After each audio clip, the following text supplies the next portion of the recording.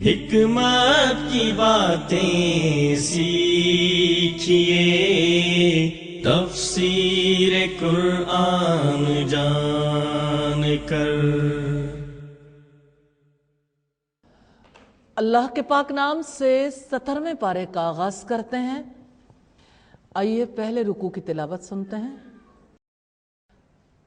17ویں پارے کا آغاز سورہ الانبیاء سے ہو رہا ہے۔ سورہ الانبیاء کے 7 رکوع ہیں۔ یہ مکی سورت ہے اور سورت کا مرکزی موضوع عقیدہ ہے، رسالت، بعث بعد الموت اور قیامت۔ سورت کا پہلا رکوع ہی پارے کا پہلا رکوع ہے۔ بسم اللہ الرحمن الرحیم۔ اقترب للناس حسابهم وهم فی غفلت معرضون۔ لوگوں کے لیے ان کے حساب کا وقت آ گیا اور وہ غفلت میں منہ موڑنے والے ہیں۔ حساب کے وقت سے مراد قیامت ہے۔ حضرت انس سے روایت ہے، رسول اللہ صلی اللہ علیہ وسلم نے فرمایا، مجھے اور قیامت کو اس طرح بھیجا گیا ہے۔ آپ نے شہادت والی انگلی اور درمیان والی انگلی یوں ملا کر بتایا، اور حضرت عبداللہ نے بیان کیا کہ نبی صلی اللہ علیہ وسلم نے فرمایا، جنت تمہارے جوتے کے تسمے سے بھی زیادہ تم سے قریب ہے، اور اسی طرح سے دوزخ بھی۔ صحیح بخاری کی 6488 نمبر روایت۔ ما یأتیہم من ذکر من ربہم محدث الا استمعوہ وہم یلعبون۔ ان کے رب کی طرف سے کوئی بھی نیا ذکر ان کے پاس نہیں آتا مگر وہ اس کو مشقت سے سنتے ہیں اور وہ کھیل رہے ہوتے ہیں۔ جو لوگ بے مقصد زندگی گزارتے ہیں، زندگی کو سنجیدگی سے نہیں لیتے، کسی نصیحت کی طرف توجہ نہیں کرتے، لہو و لعب میں ڈوبے ہوئے ہیں۔ سیدنا عبداللہ ابن عباس سے روایت ہے کہ تم اہل کتاب سے اس بارے میں پوچھتے ہو جو ان کے پاس ہے، حالانکہ انہوں نے اس میں تحریف کر دی، اسے بدل دیا، اس میں کمی بیشی کر دی ہے، جبکہ تمہاری کتاب اللہ تعالیٰ کی طرف سے نازل ہونے والی کتابوں میں سے جدید ترین کتاب ہے۔ تم اسے بالکل اصل اور بالکل خالص حالت میں پڑھتے ہو، اس میں کسی چیز کی آمیزش نہیں ہے، اور کھیل کود میں سننے سے مراد مذاق اڑانا اور سنجیدگی سے نہ لینا ہے، اس حال میں کہ دل ان کے غافل ہیں، یعنی قیامت کی تیاری سے، ایمان کے تقاضوں سے غافل ہیں۔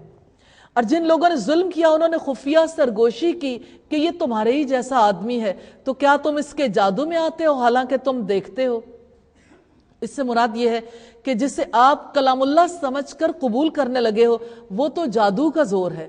رسول اللہ صلی اللہ علیہ وسلم نے جب اللہ تعالیٰ کی طرف بلایا تو وہ کلام اللہ تھا جو دلوں کو متاثر کر رہا تھا، اور مشرکین عرب لوگوں کی توجہ ہٹانے کے لیے کہتے تھے کہ کیا تم آنکھوں دیکھے جادو میں پھنستے ہو جبکہ وہ ہمارے جیسا انسان ہی ہے۔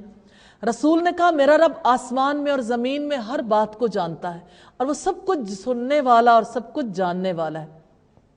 بلکہ وہ کہتے ہیں کہ خوابوں کی پریشان باتیں ہیں، بلکہ وہ اس نے گھڑ لیا ہے، بلکہ وہ شاعر ہے۔ چنانچہ وہ ہمارے پاس کوئی معجزہ لائے جیسا کہ پہلے رسولوں کو بھیجا گیا تھا۔ اہل مکہ یہ کہہ رہے تھے کہ یہ شاعرانہ کلام ہے، اور محمد صلی اللہ علیہ وسلم کو کہہ رہے تھے کہ جادوگر ہیں، اور کہہ رہے تھے کہ اس نے خود گھڑا ہے۔ ان سے پہلے کوئی بستی ایمان نہیں لائی جسے ہم نے ہلاک کیا، تو کیا یہ لوگ ایمان لائیں گے؟ یعنی جب معجزات آتے ہیں تو ایمان لانے کی مہلت نہیں رہتی۔ اور آپ سے پہلے نہیں بھیجا ہم نے مگر کچھ مردوں کو، ہم جن کی طرف وحی کرتے تھے، چنانچہ اہل ذکر سے پوچھ لو اگر تم نہیں جانتے۔ اور ہم نے ان کے جسم ایسے نہیں بنائے تھے کہ وہ کھانا نہ کھاتے ہوں، نہ وہ ہمیشہ رہنے والے تھے، یعنی پہلے رسول بھی انسان ہی تھے۔ پھر ہم نے ان سے وعدہ سچا کر دیا تو ان کو اور جس کو ہم نے چاہا ہم نے نجات دی، اور حد سے گزر جانے والوں کو ہم نے ہلاک کر دیا۔ بلا شبہ یقیناً ہم نے تمہاری طرف ایک ایسی کتاب نازل کی ہے جس میں تمہارا ذکر ہے، تو اپنا ذکر نہیں پڑھو گے، اپنے بارے میں نہیں جانو گے تو کیا تم سمجھتے نہیں ہو؟ رکوع نمبر 2 ہے، پہلی آیت کی تلاوت سنیں گے۔ ظالم بستیاں تھیں جنہیں ہم نے تہس نہس کر دیا، اور ان کے بعد ہم نے دوسری قومیں پیدا کی۔ یہاں قریہ سے مراد یمن کی ایک بستی ہے۔ ان پر جب عذاب کے آثار شروع ہوئے وہ اپنی بستی سے بھاگنے لگے تو فرشتوں نے ان سے استہزاء کے طور پر کہا کہ بھاگو نہیں بلکہ اپنی عیش پرستی میں پڑے رہو، تم بڑے لوگ ہو تو لوگوں کو تمہاری بڑی ضرورت ہے، اس لیے آپ کا یہاں رہنا تو بڑا ضروری ہے۔ وہ تمہارے پاس کچھ مشورے کرنے آئیں گے، تم سے کچھ پوچھنا ہوگا، آپ کہاں بھاگ کر جا رہے ہو؟ تو جب انہوں نے ہمارا عذاب محسوس کیا تب وہاں سے وہ بھاگ رہے تھے، یعنی عذاب کے آثار کو دیکھ کر آوازوں سے گرج اور کڑک سے اندازہ لگا لیا تھا کہ اب فرار کے سوا کوئی راستہ نہیں ہے۔ بھاگو مت اور واپس جاؤ اس عیش کے سامان کی طرف جو تمہیں دیا گیا تھا، اور اپنے گھروں میں تاکہ تم سے پوچھا جائے۔ تو بھاگنے والوں سے یہ کہا گیا کہ جن عیش پرستیوں میں تم مبتلا تھے، تم سے سوال کیا جائے گا تم نے دولت کہاں سے حاصل کی اور کن کاموں میں خرچ کر ڈالی۔ انہوں نے کہا، ہائے ہماری کم بختی، یقیناً ہم ہی ظالم تھے۔ تو ان کی ہمیشہ یہی پکار رہی یہاں تک کہ ہم نے انہیں کٹا ہوا بجھا ہوا بنا دیا، یعنی ان میں کوئی حرکت نہیں رہی، کوئی توانائی نہیں رہی، نہ حرکت ہے نہ زندگی۔ یہ ہے دنیا کا ساز و سامان جس کی وجہ سے تم حق کو نظر انداز کر رہے ہو۔ اور ہم نے آسمان کو اور زمین کو اور جو ان دونوں کے درمیان ہے کھیلتے ہوئے پیدا نہیں کیا، یعنی یہ کھیل تفریح کی وجہ سے سب کچھ وجود میں نہیں آیا، با مقصد ہے۔ اگر ہم ارادہ کرتے کہ کوئی کھیل بنائے تو ہم اسے اپنے پاس سے ہی بنا لیتے، اگر ہم کرنے ہی والے ہوتے، بلکہ ہم حق کو باطل پر پھینکتے ہیں تو وہ اس کا دماغ کچل کر رکھ دیتا ہے، چنانچہ اچانک وہ مٹنے والا ہوتا ہے، اور جو تم بیان کرتے ہو اس کی وجہ سے تمہارے لیے تباہی ہے۔ حق کو باطل پر مارنے کا مطلب ہے حق اور باطل کے درمیان کشمکش اور تصادم جو مقاصد کائنات میں سے ہے۔ یعنی اللہ تعالیٰ یہ جو قوموں کے درمیان جنگیں جاری رکھتے ہیں کفر اور اسلام کے درمیان، تو اسی وجہ سے تاکہ باطل ختم ہو جائے۔ اور آسمانوں اور زمین میں جو بھی ہے اسی کا ہے، اور جو اس کے پاس ہیں وہ اس کی عبادت سے نہ تکبر کرتے ہیں اور نہ تھکتے ہیں۔ اس سے مراد فرشتے ہیں۔ وہ رات اور دن تسبیح کرتے ہیں اور وہ وقفہ نہیں کرتے، یعنی انہیں کوئی تھکاوٹ نہیں ہوتی۔ یا انہوں نے زمین سے معبود بنا رکھے ہیں کہ وہ کسی کو زندہ کریں گے۔ اگر ان دونوں میں اللہ کے سوا اور بھی معبود ہوتے تو ان دونوں میں ضرور فساد برپا ہو جاتا۔ سو عرش کا رب اللہ تعالیٰ پاک ہے ان سے جو وہ بیان کرتے ہیں۔ کائنات کا نظام چلانے والی دو ہستیاں ہوتی، دو ارادے ہوتے، دو کے فیصلے ہوتے، کائنات کیسے قائم رہ سکتی تھی؟ اگر کسی کے دھڑ میں دو دل ہوں تو دو دلوں کے ساتھ ایک بدن نہیں قائم رہ سکتا، کجا کہ پوری کائنات قائم رہ لے۔ اس کائنات میں ایک ہستی کا ارادہ کار فرما ہے۔ اس کائنات میں جو کچھ ہوتا ہے اسی کے حکم سے ہوتا ہے، اور وہ جو کچھ کرتا ہے اس کے بارے میں اس سے سوال نہیں کیا جاتا، اور ان سے ہی سوال کیے جاتے ہیں۔ یا انہوں نے اللہ کے سوا معبود بنا رکھے ہیں۔ آپ کہہ دیں اپنی دلیل لاؤ۔ ان لوگوں کی نصیحت بھی ہے جو میرے ساتھ ہیں، اور ان کی نصیحت بھی جو مجھ سے پہلے تھے، بلکہ ان میں سے اکثر حق کو نہیں جانتے، چنانچہ وہ منہ موڑنے والے۔ اور ہم نے آپ سے پہلے کوئی رسول نہیں بھیجا مگر ہم اس کی طرف وحی کرتے رہے کہ بلا شبہ میرے سوا کوئی معبود نہیں، چنانچہ تم میری ہی عبادت کرو۔ تمام انبیاء کی مرکزی دعوت توحید رہی ہے، آج تک اس میں کوئی تبدیلی نہیں ہوئی۔ اور انہوں نے کہا رحمان نے کوئی اولاد بنا رکھی ہے، وہ اس سے پاک ہے، بلکہ وہ فرشتے معزز بندے ہیں۔ وہ اس سے بات میں پہل نہیں کرتے اور وہ اس کے حکم پر عمل کرتے ہیں۔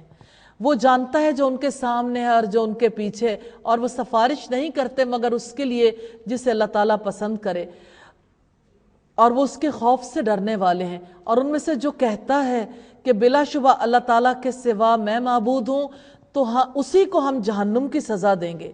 ظالموں کو ہم ایسا ہی بدلہ دیا کرتے ہیں۔ معبود ہونے کا دعویٰ کرنے والا سیدھا جہنم میں جائے گا۔ اس آیت سے ہمیں وضاحت ملتی ہے۔ رکوع نمبر 3 ہے، پہلی آیت کی تلاوت سنیں۔ اور جن لوگوں نے کفر کیا انہوں نے دیکھا نہیں کہ یقیناً آسمان اور زمین دونوں ملے ہوئے تھے، تو ہم نے ان دونوں کو پھاڑ کر جدا کیا، اور ہم نے پانی سے ہر زندہ چیز کو بنایا، تو کیا وہ ایمان نہیں لاتے؟